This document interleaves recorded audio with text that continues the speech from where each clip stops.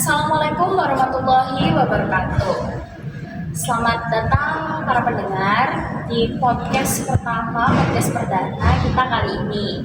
Selamat datang dan salam kenal. Perkenalkan terlebih dahulu, nama saya Rani Dwi Andini dengan digit NPM terakhir 005. Dan pada podcast perdana kali ini kita akan membahas topik tentang antara kearifan lokal dengan yang dianggap penyimpangan akidah.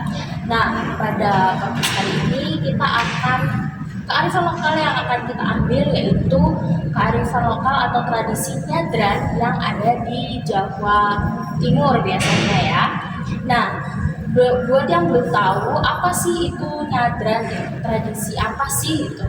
Nah, nyadran merupakan tradisi yang biasa dilakukan oleh orang-orang Jawa, yaitu untuk berziarah ke makam para leluhur.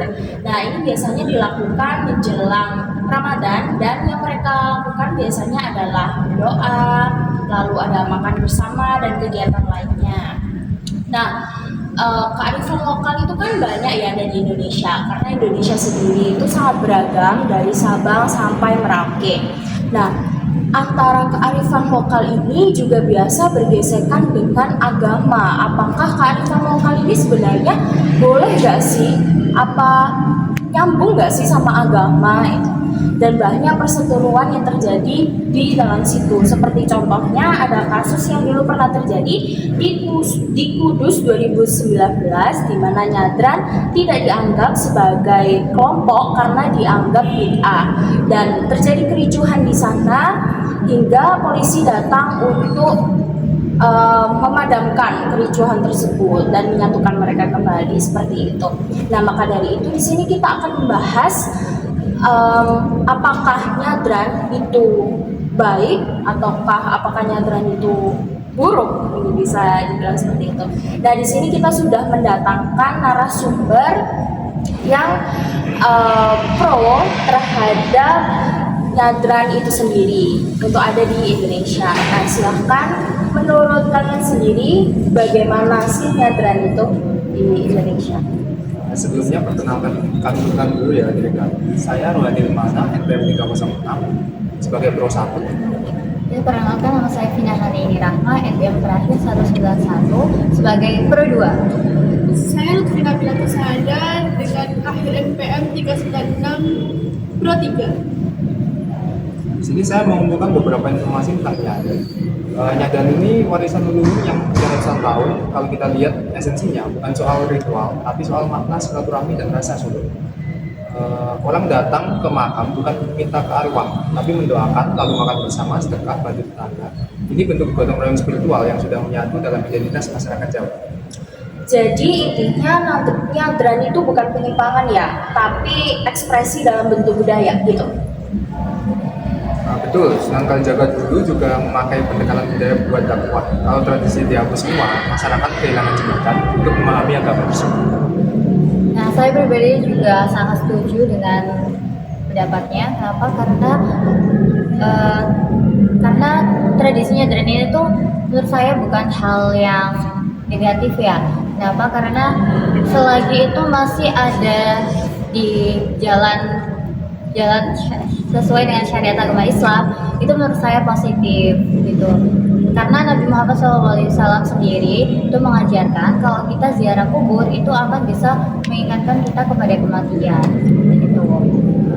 Nah, tapi bagaimana dengan kritik? Ada yang bilang kalau misalnya nyadran ini ada unsur mistik dan sesajinya. Nah, kalau untuk unsur mistik dan sesaji itu sebenarnya kembali lagi untuk soal pemahaman ya. Nah, pemahaman dan kepercayaan tiap orang seperti itu. Dan memang di beberapa daerah pada saat tradisi nyadran ini dilakukan, mereka itu ada yang menyalakan kemenyan gitu. Tapi itu maksudnya itu mereka menyalakan kemenyan itu mempunyai arti. Contohnya kalau dari asap kemenyannya itu mereka menyimbolkan itu adalah sebagai sebuah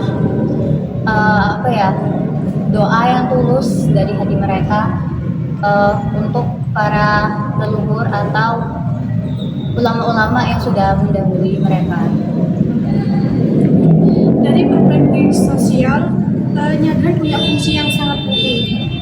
Ia menciptakan kohesi sosial, memperkuat rasa kebersamaan di tengah masyarakat modern yang makin individualis. Selain itu, nyadran juga mempertemukan nilai Islam dan kearifan lokal. Ini bentuk Islam Nusantara, Islam yang membumi dan berbudaya. Oh, jadi menurut Anda sendiri tradisi semacam nyadran ini tuh justru memperkaya spiritual bangsa. Iya, benar banget. Karena Islam datang ke Nusantara bukan lewat perang, tapi lewat budaya. Nyadran adalah bukti bagaimana Islam beradaptasi dengan cara damai dan santun. Baik, terima kasih. Berikut adalah pernyataan dari pihak yang pro terhadap tradisi nyadran.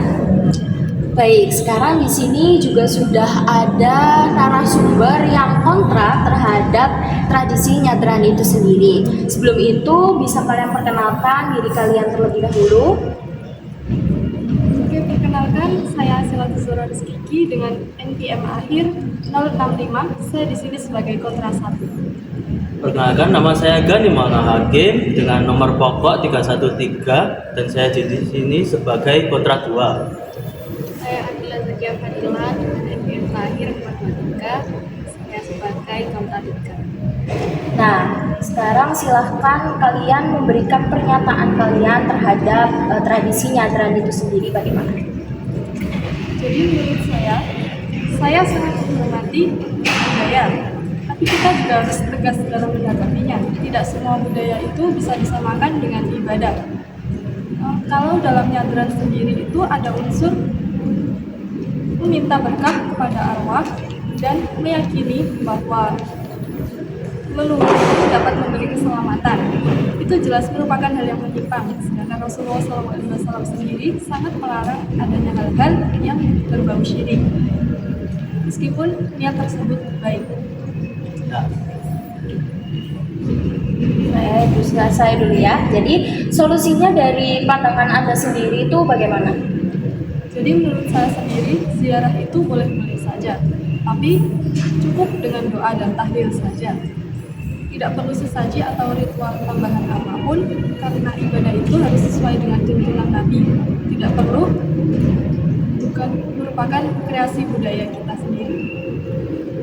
Nah, betul nih, aku juga setuju sama Kak Sela tadi. Menurut Vicky atau enggak yang tadi nih, apa yang kasus yang di Kudus rame itu, kalau semua amal yang tidak ada tuntutannya itu termasuk bid'ah.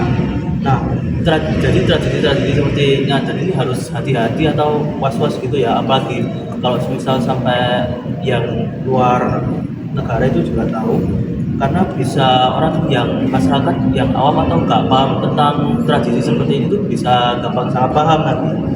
Apalagi kalau ini di nyadran ini kan juga ada acara makan bersama di makam. Jadi ini juga berpotensi untuk memunculkan kepercayaan yang lama atau malah jadi cabang baru gitu. Oh gitu. Tapi apakah dengan menghapus tradisi masyarakat bisa lebih paham soal agama? Ya nggak dihapus juga tradisinya kan, soalnya dari Indonesia sendiri kan terdiri dari banyak budaya sama agama gitu. Jadi ya tetap harus ada batas antara mana yang agama sama mana yang budaya.